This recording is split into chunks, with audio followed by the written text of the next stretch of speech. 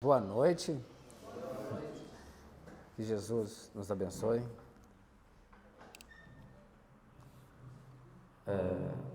Existe alguma restrição de sentar aqui na frente? Não. Tem uma orientação do Evangelho que fala, né, quando chegar uma festa, sentar sempre, não sentar nos primeiros locais. Mas pode vir, gente, por favor. Podem ficar próximos. Agradeço ao Paulo que nos convidou, agradeço ao Cleonice. A gente aceitou o convite e no meio do caminho, um amigo nosso, conhecido de todos nós, o Haroldo Dutra Dias, nos ligou e falou que estaria fazendo um evento lá em Recife esse final de semana. Então perguntou se não tinha como fazer um trabalho aqui também na FEDEF, que a gente já tinha um convite para eles. E ele falou: eu estou devendo uma visita a Brasília, porque o ano passado, nessa data, eu vinha para um encontro do Civil e infelizmente não deu certo, né, de saúde. Aí beleza, a gente combinou, acertamos tudo, estávamos preparando, e aí saiu na internet há umas 2 semanas mais ou menos que ele estava internado com infecção generalizada. Aí todo mundo já fazendo quase missa de corpo presente, né, falando, bochicho, é impressionante como o bochicho se espalha, né, no WhatsApp, especialmente quando não é uma notícia verdadeira. Recebi algumas ligações, aí ligamos para ele, para a secretária, realmente ele estava com um processo infeccioso de uma sinusite e que ele vem recorrentemente se tratando, mas uma hora ou outra aparece uma infecção em algum lugar.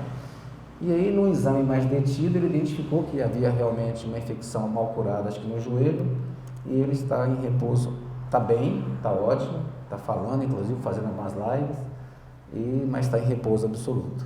Aí a gente reordenou a agenda, e aí, Daniel, agradeço aí, eu sei que vocês vão se frustrar porque não é o Daniel, não vou chegar nunca, eu não sou palestrante, eu sou conversador, né, trabalhador do movimento, e a gente trouxe aqui um tema para a gente refletir, Jesus e eu.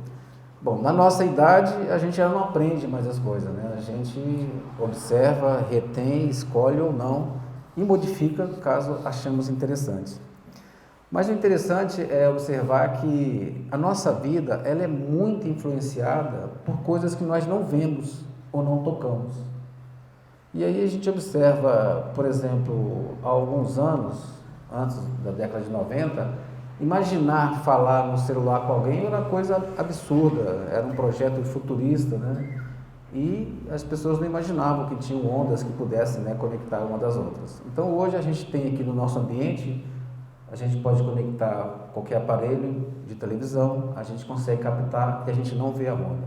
Algum aparelho de rádio, a gente capta as ondas do rádio, mas a gente não vê. Da mesma forma o celular e outras coisas mais. Mas a gente sempre descrê, a gente sempre não acredita e muitas vezes não aceita aquilo que a gente não consegue provar. E pior que muitas vezes provando, a gente ainda fica em dúvida. E quando a coisa se torna comum, se torna muito conhecida, a gente às vezes escolhe se aceita ou não. Por exemplo, hoje ainda se discute muito se o homem foi na Lua ou não, né? Se a Terra é plana ou não. Embora tenhamos provas, tenhamos evidências, muita gente ainda não aceita. O fato de aceitar alguma proposta que mexe com nossos valores ou mexe com o nosso futuro, muitas vezes implica numa modificação de comportamento que nem sempre estamos dispostos a fazer. Então, tem situações que é mais conveniente nós negarmos do que aceitar. Por exemplo, eu tenho alguns amigos que se dizem ateu. E eu questiono eles, né? Mas você não acredita, né, na questão da proteção divina, do universo, das maravilhas? E eles, de certa forma, até acreditam. Mas se ele aceitar e admitir, teria que se modificar. Porque tem comportamentos que são contrários à proposta da existência de Deus. Da mesma forma, a gente conhece algumas pessoas que estão lidando com a gente no movimento espírita há anos, e a gente pergunta assim, às vezes numa apresentação, eu sou espírita ou não, frequento ou não, e fala, estou tentando aqui, né? Estou aqui como aprendiz. Eu falo, mas como aprendiz? Você já está aqui anos frequentando a casa? Ele, pois é, mas ainda fico recalcitrando em alguns erros. E se eu admitir algumas coisas que a doutrina espírita nos explica, eu, admitindo que sou espírita, não posso repetir alguns comportamentos. E fica adiando para a próxima encarnação, para outra oportunidade. Mas a verdade é que, em aceitando ou não, algumas verdades se estabelecem e permanecem independente da nossa vontade. A gente tem historicamente, por exemplo, na época de Êxodos, quando os escravos daquela época, né, o povo escolhido, o povo judeu, eles estavam muitos anos na escravidão. E naquela escravidão, eles então esperavam, né, que alguém viesse salvá-lo. E Moisés apareceu e os conduziu, né, para a terra prometida, que eles imaginavam ser um local físico. E durante aquela caminhada, depois de atravessar o Mar Vermelho, com todos aqueles fenômenos que Moisés proporcionou, demonstrou, evidenciou, dando ali prova forte de que eles estavam amparados e assistidos por Deus, passado um tempo no deserto, eles começaram a sentir sede. E, embora Moisés tenha orientado, encaminhado eles começaram a questionar Moisés. Ora, Moisés, estávamos na escravidão, mas tínhamos água, não passávamos sede, nem fome. Agora que você nos libertou, estamos aqui no deserto, perdidos, passando fome e sede. E Moisés orou, recebeu a inspiração divina e falou, olha, durante a madrugada, vamos então, haverá nas pedras, vai brotar, né, o maná, que é o alimento dos deuses. E de fato aconteceu. Durante a madrugada, eles acordaram mais cedo, nas pedras brotaram uma espécie de cogumelo, que ele chamou de maná, que eles podiam colher e se alimentar, que tinha um sabor parecido com pão. Então, saciou a fome deles. E, mais à frente, reclamando de água, Moisés tocou na pedra, está lá no Êxodo, brotou a água da pedra e eles mataram sede. Mas, passado pouco tempo, voltaram a duvidar. Ora, Moisés, a gente estava lá escravo, mas tinha comida, tinha água, não estávamos perdidos no deserto. E durante o momento que Moisés se afastou para orar, eles já tinham elegido, né, e criado um bezerro de ouro para uma nova adoração, buscando um novo Deus que pudesse satisfazer as conveniências daquele momento. Então, da mesma forma, quando Jesus veio, ele curou os cegos. Ele levantou pessoas caídas, paralíticos, que eram conhecidos da comunidade. Mas as pessoas, durante o caminhar, nem todos se convenceram e aceitaram. E durante a sua prisão e durante vários momentos, muitos o negaram. Inclusive, entre seus apóstolos, alguns duvidaram, né? Como Tomé, que quando ele retornou, nossa, não acreditou. Como Pedro, que o negou algumas vezes, porque vacilou na confiança, na fé que tinha. Da mesma forma, a doutrina espírita trouxe a revelação do mundo espiritual. E deixou claro que a vida começa antes do nosso berço e ela continua depois do nosso túmulo, trazendo aí alguns princípios de lei de causa e efeito, de justiça, que passa a fazer sentido, mas mesmo assim muitos duvidam e não aceitam. Algumas pessoas, eu conheço alguns amigos que tiveram contato com espíritos materializados. Como acontecia isso? Havia uma cabine semelhante a essa, as pessoas se preparavam para aquela reunião e um espírito se materializava com a energia fluídica doada pelos médiuns que estavam na cabine. E o espírito então caminhava entre as pessoas, né? Vinham, faziam cirurgias, e tinha gente que ia embora e falava, será que foi verdade? Será que é fato isso? Muita gente continua duvidando. E da mesma forma, a presença de Jesus em nossas vidas, que muitas vezes não conforta, ainda a gente fica vacilando. Conta os espíritos que aqueles que são espíritas hoje, e por falar nisso aqui, todo mundo é espírita, só para saber, gente. Alguém não é, acabou de chegar, conhece pouco tempo a casa? Não. Todos são trabalhadores, né, colaboradores, né? Sim? Ou alguém aqui, até semana passada, passava do outro lado da rua com medo de... Então, acontece, gente. Tem, lá na Federação Sudoeste, quando a gente montou a federação, várias pessoas, quando chegava na porta da federação, atravessava a rua, caminhava e voltava com medo do que podia estar acontecendo lá na casa, na Federação Espírita, né?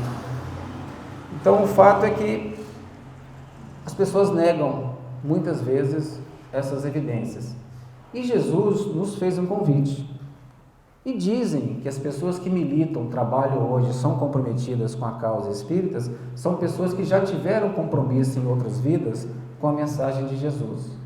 Alguns foram mais felizes, outros menos infelizes, mas retornamos aqui para dar mais cumprimento e vivenciar a mensagem de Jesus.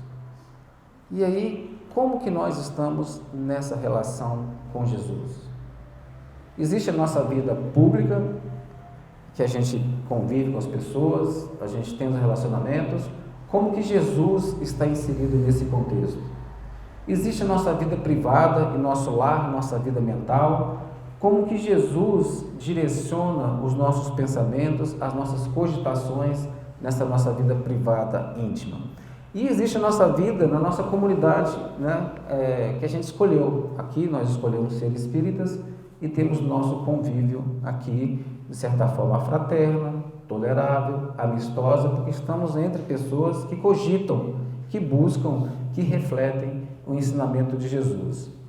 E aí a gente tem aqueles, vamos supor, tem aquelas pessoas que são, porque foram trazidas pela dor, pela dificuldade, tem aquelas que estão na doutrina espírita, mas estão mais pela questão social, porque se sente abandonada, mas não vivencia a mensagem, e tem aquelas pessoas que são mais comprometidas. No Evangelho, fala-se muito, em algumas citações, do servo. Quem é o servo de Deus, o servo de Jesus? É aquele que faz o trabalho, que aceita o convite, mas que espera o pagamento. Ele quer uma recompensa. O servo é aquele que trabalha no horário certo, no momento certo, e espera um pagamento pelo trabalho que fez. E muitos de nós nos colocamos como servo. Mas será que nós estamos como servo de Jesus, simplesmente aqui trabalhando, buscando a presença para ter uma espécie de recompensa, seja ela qual for, Uma massagem no ego, um reconhecimento, uma plateia, ou de certa forma até uma espécie de liderança ou de celebridade no trabalho que nós fazemos? Tem também o mordomo. Quem é o mordomo? O mordomo é aquele que não trabalha no horário certo, ele trabalha mais tempo e ele cuida também de algumas coisas, então ele é o que cuida da casa. Muitos de nós nos colocamos como mordomos, assumimos cargos, responsabilidades, cumprimos algumas metas, alguns trabalhos na doutrina espírita, no movimento espírita ou naquela religião cristã que nós abraçamos, mas também é aquele que espera um dia ir embora e não está tão comprometido. E tem o filho do dono da casa, que é aquele que vive na casa, cuida da casa, mas não espera que uma hora vai receber uma coisa ou vai embora, porque ele conta que vai continuar na casa e vivendo na casa. Essa talvez seja o grau de maturidade que nós devemos buscar em relação ao convívio ou à aprendizagem ou à aceitação do convite de Jesus. Nós estamos na casa. Dizemos que a nossa casa como espíritas não é a casa física, mas assim é a causa que nós abraçamos. E onde quer que estejamos, seja no nosso trabalho, no balcão de atendimento, seja no trânsito, seja no relacionamento com as pessoas no dia a dia, que nem conhecemos, que a gente tem que reagir à semelhança daquele que é filho do dono da casa, ou seja, aquele que vivencia, que trabalha, que vive a mensagem, pois vai herdar aquela casa. E aí, esse é o grande desafio de cada um de nós, é ser coerente com essa mensagem que Jesus nos trouxe e que de certa forma aceitamos. E ele nos fez um convite há muitos anos e vem ecoando dentro de nós. Vinde a mim, todos vós que estáis aflitos e sobrecarregados, que eu vos aliviarei. Vinde a mim, todos vós que estáis aflitos e sobrecarregados, que eu vos aliviarei. Então, de certa forma, todos nós nos encaixamos nesse convite. Quem de nós não vive, ainda mais nos dias de hoje, sobre alguma aflição ou sobre sobrecarga de alguma coisa? Quem é pai raramente descansa sabendo da violência que está hoje acontecendo, até esperar o filho e os filhos chegarem. Aquele que está hoje trabalhando, tentando sobreviver, tem sempre um boleto para pagar, não é verdade, gente? Tem até um meme que fala, né? Seja como um boleto na sua vida, ele sempre vence. E a sobrecarga, a correria do dia a dia, muitas vezes nos deixa numa situação que a gente perde a afinidade e a conexão com o plano maior. Então esse convite é para todos nós, todos nós. Vinde a mim, todos vós que estáis aflitos e sobrecarregados, que eu vos aliviarei. Ora, se Ele vai nos aliviar, nós temos que aceitar esse convite. Então, como buscaremos Jesus? E aí não é somente no momento do culto religioso, da frequência. Essa conexão que a gente tem que estar com Jesus é o tempo todo, senão nós não vamos nos aliviar. Se nós não mantemos a conexão com Ele, achar que nós vamos ser cristãos somente quando estivermos na igreja, na casa espírita ou no nosso culto pessoal, talvez a gente não consiga esse alívio, porque a gente só vai no momento de conveniência. E ele ainda prossegue, né? Tomai sobre vós o meu jugo e aprendei comigo, que sou brando e humilde de coração, e achareis repouso para vossas almas, pois é suave meu jugo e leve meu fardo. O convite está lá em Mateus 11, 28 a 30, e as palavras expressas aqui nos traz várias possibilidades de reflexão. Tomar sobre vós o meu jugo, ou seja, o que ele traz de jugo, a lei, qual é a condição que ele coloca para todos nós. Então, se nós queremos segui-los, temos que tomar para nós essa norma, essa lei que ele nos impõe, que ele nos propõe. E ele fala, e aprendei comigo que sou brando e humilde de coração. A aprendizagem, para todos nós que estamos aí conectados, né, a essas teorias de conhecimento, a aprendizagem implica em uma mudança de comportamento, não é verdade?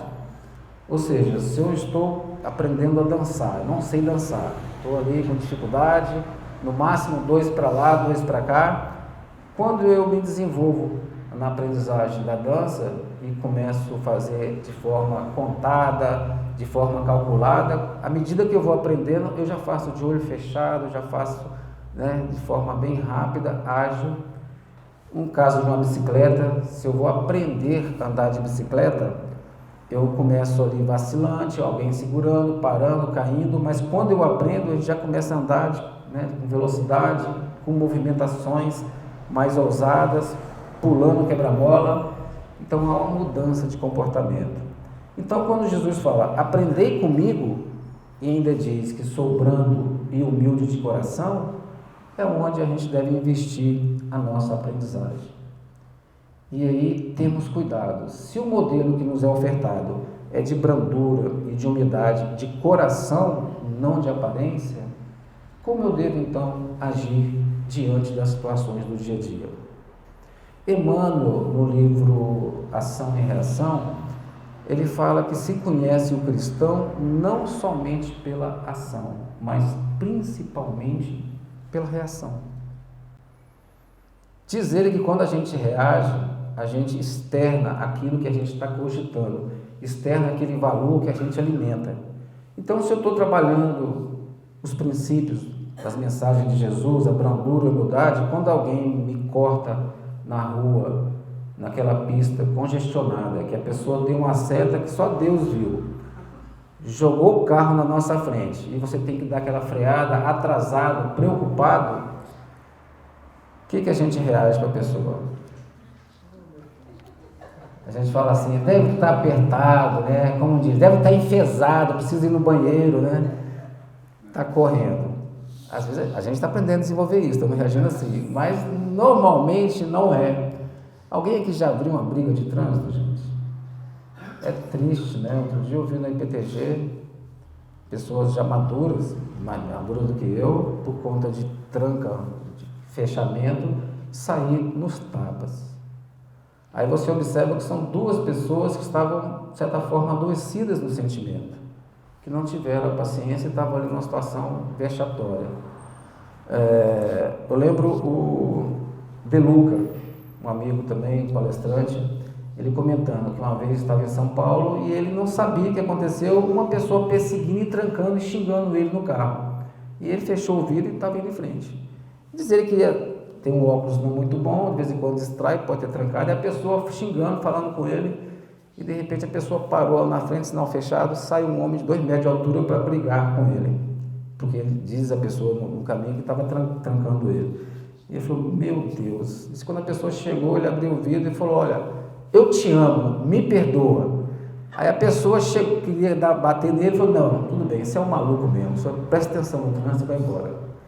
Mas normalmente não é uma reação que a gente tem. Para ter uma reação dessa, aí ele é palestrante, está trabalhando, escreve livro, então ele vai cogitando aqueles valores. Aí a reação traz aquilo que a pessoa está cogitando, aquilo que ela está refletindo. Da mesma forma, o próprio Haroldo já comentou em algumas palestras, uma situação semelhante no trânsito, ele levando um filho, e diz, é comum, né? Quando a gente está atrasado, todo mundo tranca a gente, não é isso? Parece que é uma norma, né? Ou dá acidente no trânsito. E ele comentou que uma vez a pessoa trancou e ele abriu o vidro para falar alguns impropérios para a pessoa. E o filho dele perguntou, pai, está nervoso? Aí ele, meu filho, um pouco, né? Aí ele falou, você vai xingar o homem? Não, vou só dizer umas coisinhas para ele. Agora, você imagina, pai, se ele é um daqueles que vai assistir sua palestra. Aí ele fechou o vidro e falou, é verdade, né?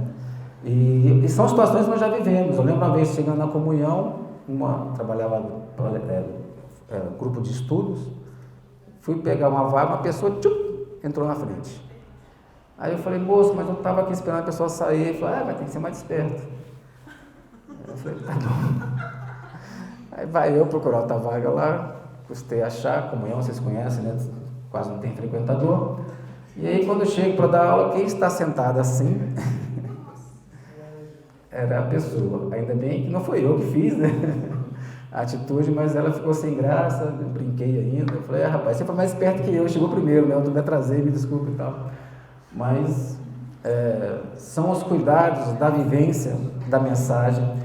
Então, quando ele fala, tomai sobre vós o meu jugo, ou seja, né, segue a minha norma, meu condicionamento, e aprendei comigo que sou brando e humilde de coração, aí sim, em vivendo a brandura e a humildade, a gente vai encontrar o repouso para nossas almas.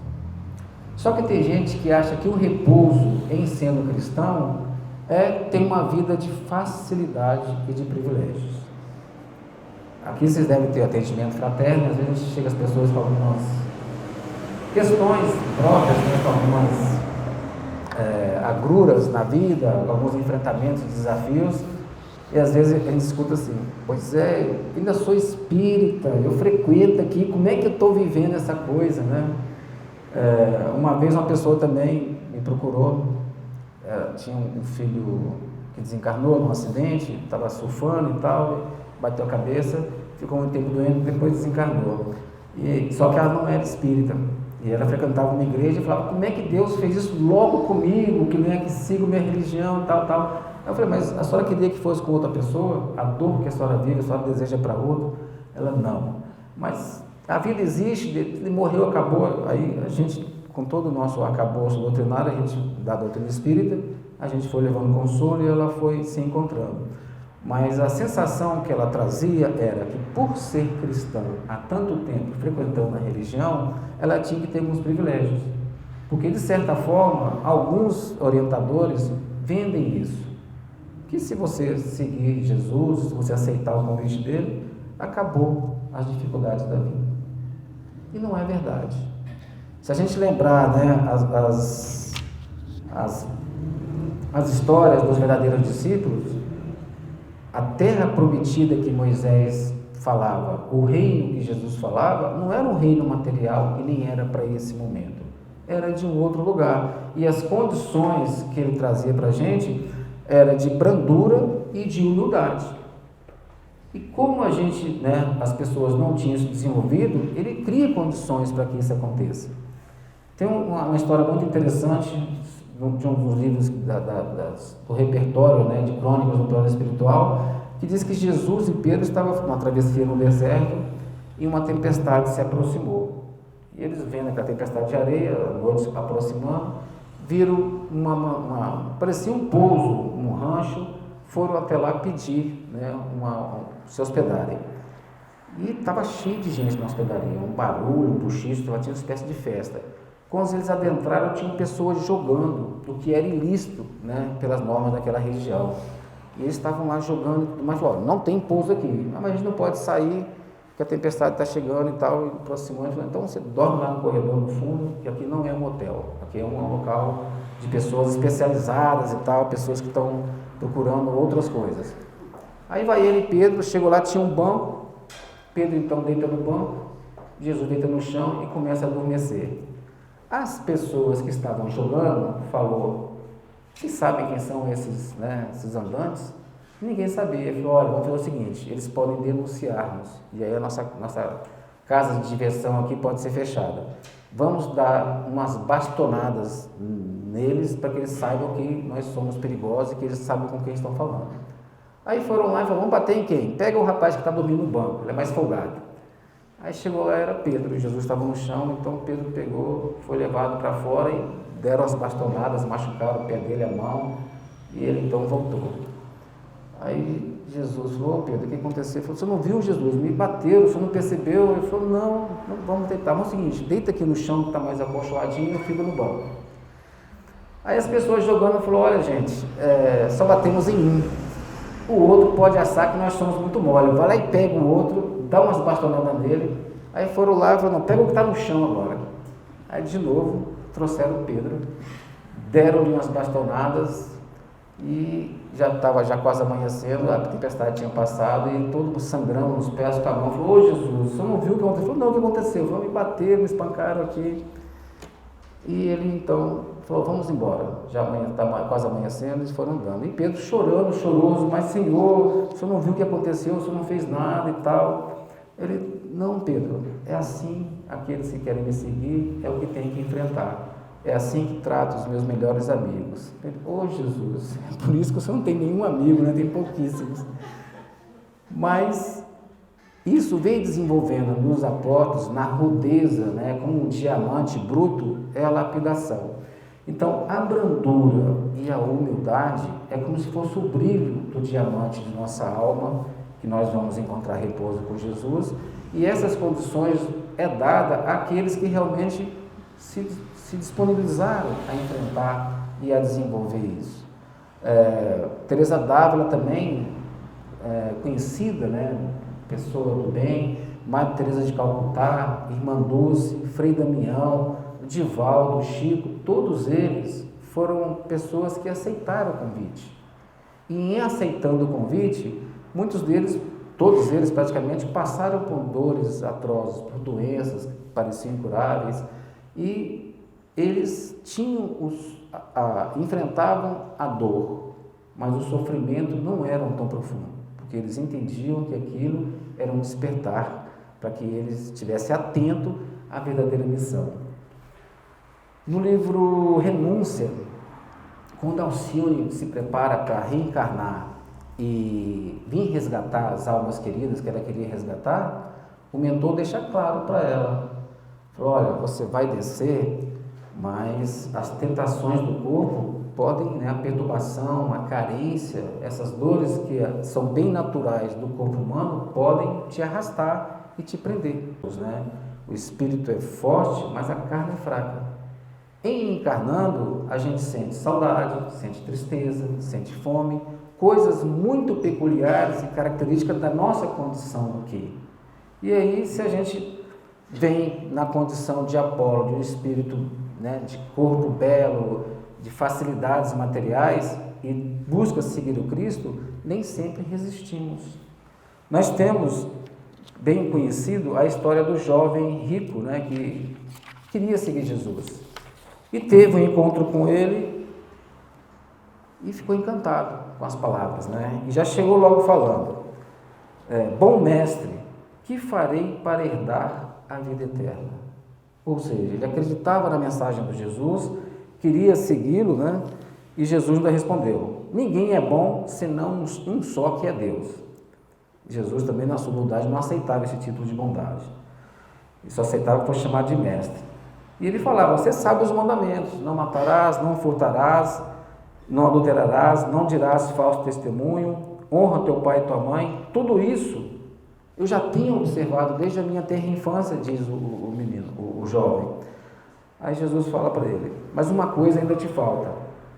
Vende tudo o que tens, dá aos pobres e terá os tesouros no céu. Depois vem e me segue. E aí conta lá na passagem do livro que o jovem ficou triste e foi-se embora.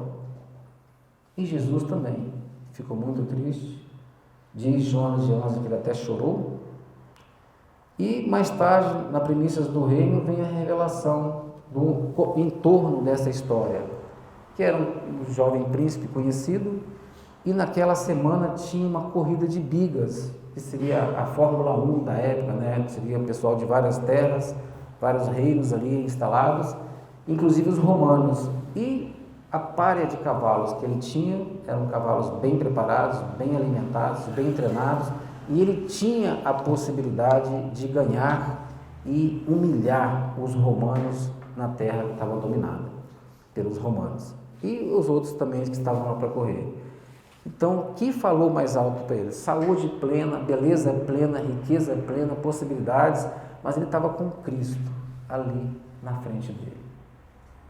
E ele titubeou e não seguiu.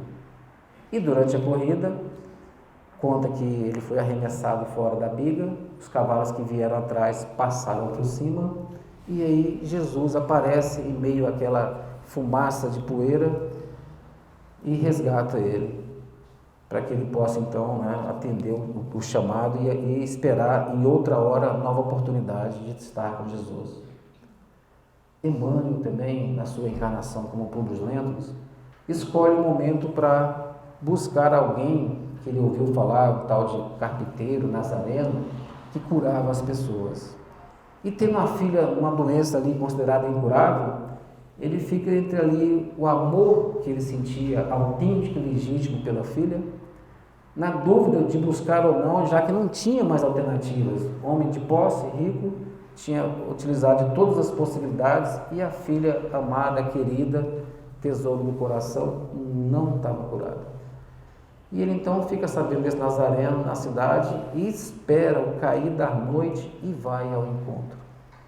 E aí Jesus encontra com ele, aquele encontro memorável que está no livro há 2000 anos, e pela vibração que Jesus emitiu, ele não se conseguiu se manter de pé, se constrangeu, ajoelhou e chorou, e Jesus o chamou para que ele escolhesse aquele momento para segui-lo.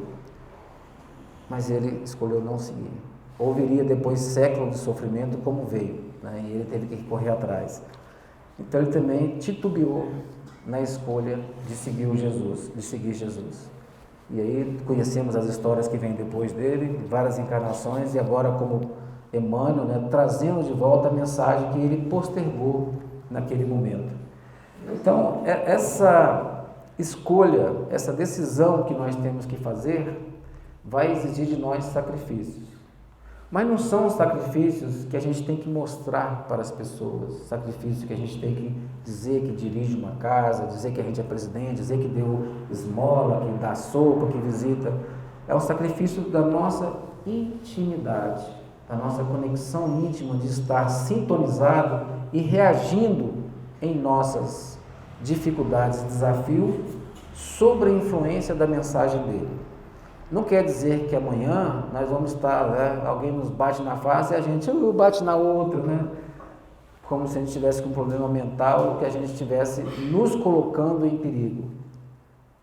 Mas é já imprimindo na nossa reação o que Jesus faria em estando no meu lugar. Que é da nossa condição enfrentar dificuldades, superar desafios, isso é fato.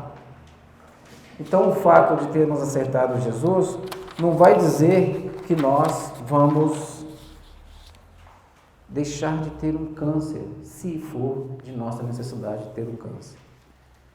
Mas um câncer com confiança em Jesus, talvez a gente passe por todo o processo de quimioterapia, da dor que vai, mas o sofrimento vai ser menor. Talvez um desemprego ou até uma perda afetiva. Hoje a gente vive uma situação muito dramática, que estava previsto, né? Jesus já tinha falado que no futuro, né, haveria mudanças geológicas, físicas, espirituais no planeta. E a gente vive hoje uma situação muito complicada. As pessoas não estão sabendo lidar com as frustrações. E diante disso, cometem coisas assim, surpreendentes. Aí você fala, é falta de Deus, é falta de Jesus. Nem sempre. Muitos conhecem. A gente vê pastores, né, pessoas ligadas, condutoras, às vezes matando, às vezes suicidando, diante de uma grande frustração, diante de uma grande dor. Muitas das situações que nós estamos vivendo, existe um preenchimento racional ou cognitivo da informação, mas existe muitas vezes um vazio afetivo na relação ou daquela informação. É muito comum na nossa infância, os nossos pais, talvez nossa não, porque eu vejo muito jovem aqui, né? Mas os nossos pais olhavam, a gente já sabia se era sim ou se era não, não é verdade? E às vezes tinha ali um beliscão, às vezes uma psicóloga chamada Havaiana, não sei se vocês lembram disso, que às vezes a gente levava uma terapia de Havaiana que ficava a marca assim, né? Havaiana escrita na perna da gente, mas a gente percebia, né, um respeito, um carinho maior. Houve uma situação de certa revolta, de certa frustração, então algumas gerações foram criadas com uma certa leniência, como se fosse uma oposição a essa educação um pouco rigorosa. Então foram dois extremos.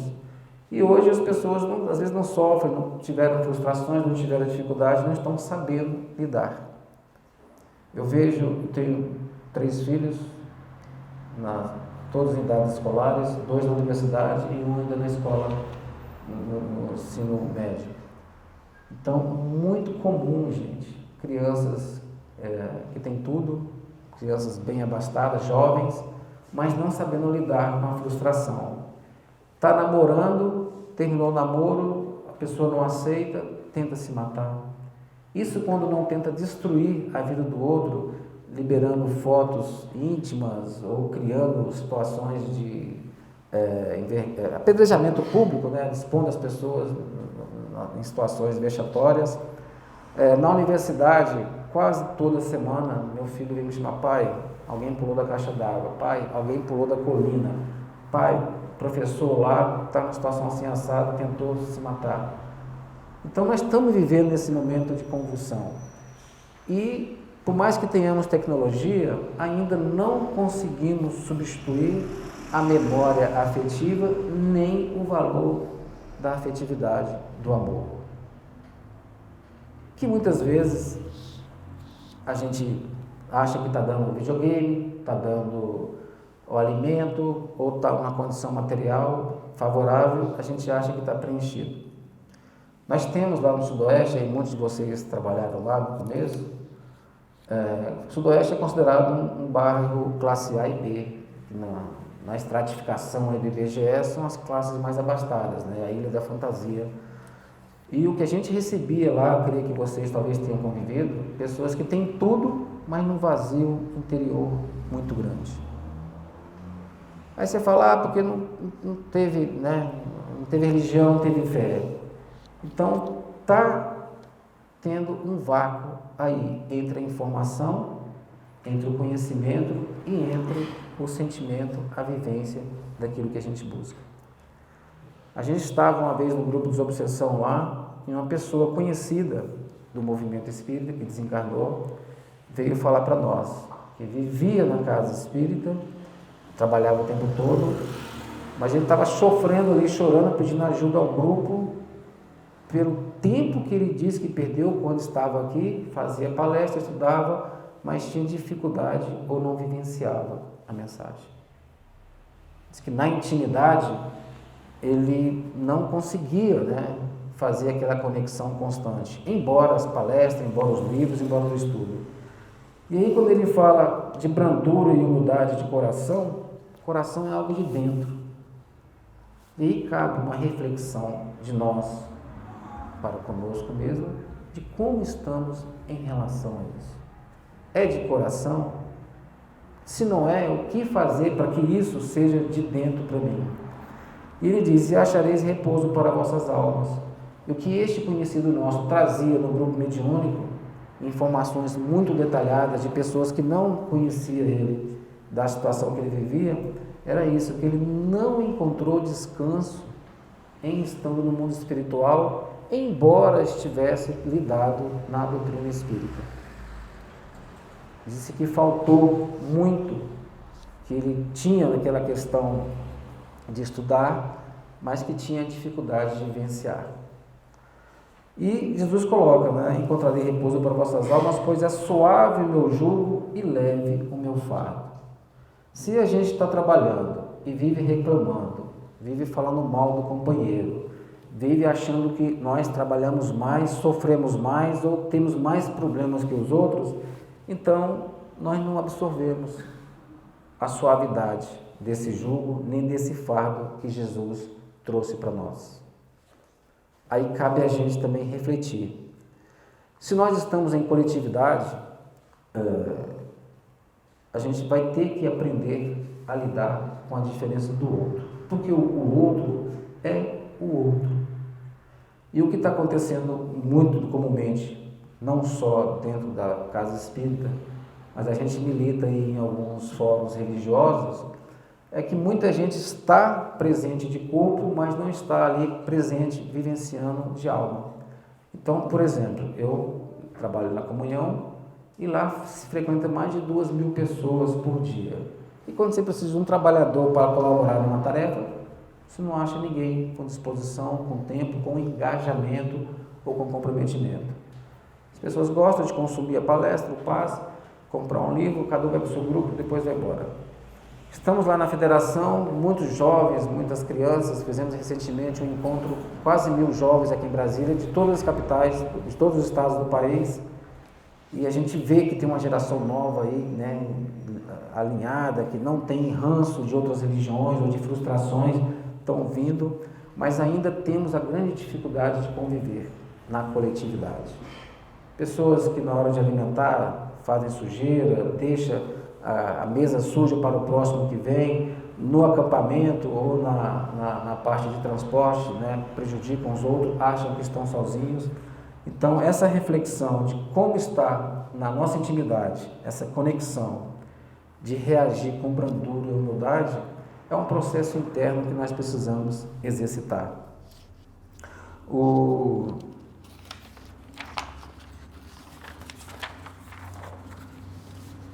estado de incoerência muitas vezes gera culpa. A gente, eu estou vivendo a mensagem, estou aprendendo, estou listenando, mas não consigo fazer. Mas a culpa é uma coisa que nos prende, que nos trava. Agora, se nós assumirmos a responsabilidade, conscientes da nossa capacidade de fazer ou não, da nossa sombra e da luz que nós temos e seguirmos em frente, Jesus utiliza de nós, mas Deus fala aos homens através dos homens. E o ser humano também, como afirma Jesus no Boa Nova, ele é mais frágil que perverso. E se isso é uma realidade de cada um de nós, em coletividade, nós temos que desenvolver a habilidade de nos apoiar mutuamente. A gente tem visto, em nossos trabalhos também, muito espírita deprimido, com depressão profunda, e alguns até, especialmente familiares, indo tentativa de suicídio. Mas, o que fazer? Todos nós estamos sujeitos a isso. Todos nós. Essa questão financeira, que a gente tem um status de vida, de repente perde o emprego, perde a função, hoje tem muita gente passando dificuldade imensa, a gente acolhe, encontra essa questão afetiva, a perturbação espiritual. Então tudo isso pode nos levar a uma situação, se nós não desenvolvermos a habilidade de coletivamente cuidarmos um dos outros, nós vamos ver o amigo, o companheiro, o colaborador sofrendo e vamos estar indiferentes. E esse talvez seja o nosso grande desafio no movimento espírita. Já estou há algum tempo trabalhando no movimento e a gente tem percebido isso. Presidentes, dirigentes que estão caindo em ciladas espirituais terríveis, porque não consegue às vezes um colaborador, alguém para acolher. Faz o atendimento fraterno, faz a palestra, acolhe os outros, mas não tem alguém para se acolher. A gente tem desenvolvido algumas atividades e os depoimentos são emocionantes, de pessoas que estão, às vezes, numa casa, passa uma dificuldade, trabalhador de muitos anos, ele sai daquela casa ou sai daquela comunidade, passa um tempo, depois volta e as pessoas às vezes não sabem o que aconteceu. Então, recentemente, estávamos numa reunião de trabalho de colaboradores e uma pessoa chorando deu os depoimentos. E quando saiu, morreu mãe, morreu filho, ficou doente, lutou contra a doença e voltou e não teve uma pessoa da comunidade que ligou e que buscou. Então, nós estamos aqui não é por acaso. O Centro Espírita Vinha de Luz agregou algumas pessoas, não é ao acaso. E por mais que tenhamos habilidades e competências individuais, o que vai diferenciar a nossa posição aqui nessa comunidade, ou a nossa posição na vida, vai ser a capacidade de nós nos relacionarmos, tolerarmos e cuidarmos um dos outros.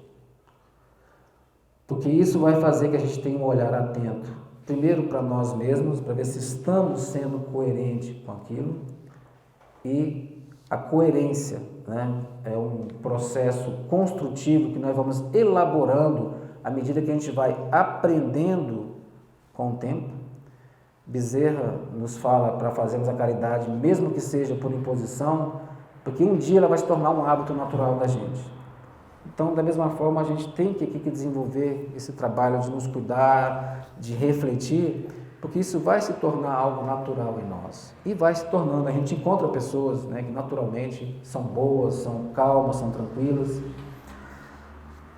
E aí, em desenvolvendo essa habilidade, a gente vai conseguir, então, criar um ciclo de proteção. Então, aqui na nossa casa, aqui no Cevil, onde quer que nós estejamos juntos, a gente está envolvido por uma vibração de paz e de harmonia. Quando a gente sai e volta para o nosso lar, para a nossa casa, não no plano espiritual, a gente leva esse momento aqui, essa vibração.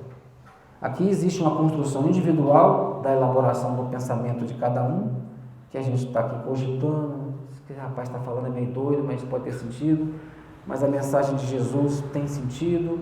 Então a gente constrói aqui uma psicosfera, um campo energético que a gente irradia aqui em volta. A gente leva para o nosso lar. Em nosso lar a gente encontra familiares que às vezes não vieram, não compreenderam, mas a gente tempera o nosso lar com essa vibração. E nisso a gente pode contagiar os lares de todos nós, o ambiente de trabalho onde nós vamos, o percurso do trânsito.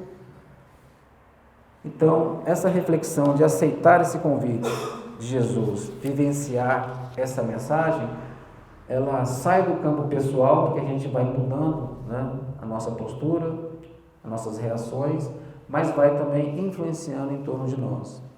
E nós vivemos no momento hoje, onde o suicídio está acirrando, a loucura, a demência, que era algo previsível, já predito em diversas passagens do Evangelho, em livros espíritas, mas com uma diferença. Nós estamos aqui justamente para ser um fator de mudança e de transformação de toda essa situação. A transformação, primeiro, no ambiente que nós estamos, como estamos acontecendo aqui. E a segunda é dentro de nós. Nem sempre vamos transformar o ambiente, mas a gente pode se transformar. E em nos transformando, a gente mantém essa conexão íntima entre eu e Jesus. E aí ele já disse: no mundo tereis aflições. É da nossa natureza, é da nossa condição. Vamos passar por aflições. Mas tem de bom ânimo. Eu venci o mundo. E aí, na hora da dor, do desespero, vamos lembrar que a gente pode até estar sozinho, pode até estar com dor e sofrendo, mas não estamos abandonados. E como indivíduos e como coletividade, vamos manter o olhar atento para nós, para dentro, nessa conexão, e para o nosso próximo. Lembrando que cada um, embora tenha que responder individualmente pela sua obra, pelo seu caminhar, como coletividade também temos compromissos, que temos que nos apoiar um ao outro.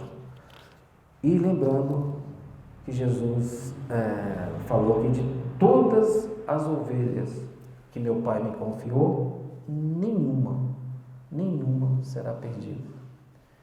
Então, diante da dor, da dificuldade, não desistam de vocês. Não desistam de si mesmo. Não desistam das pessoas à nossa volta. Vamos reagir com essa humildade, com essa brandura, com o amor que o apóstolo nos diz que cobre a multidão de pecados. Temos nossos erros, temos nossas dificuldades, mas jamais, nunca estaremos abandonados. E aí, trazendo aqui uma carta de Casimiro Cunha, ele nos esclarece: se buscas os bens do céu, leva o amor por companhia. Sem amor, ninguém consegue a luz da sabedoria. Dirás: e a razão do mundo? E eu te direi em pensamento: é nada, se não possui as luzes do sentimento. Se procuras no plano invisível soluções ao teu estudo, o amigo desencarnado não sabe e nem pode tudo. Daí muita gente busca o além no instante da experiência, mas com receio de escutar as vozes da própria consciência. Vens procurar a verdade? Ouve a minha alma de irmão. A verdade é Jesus Cristo e a chave é o teu coração. Que Jesus nos abençoe.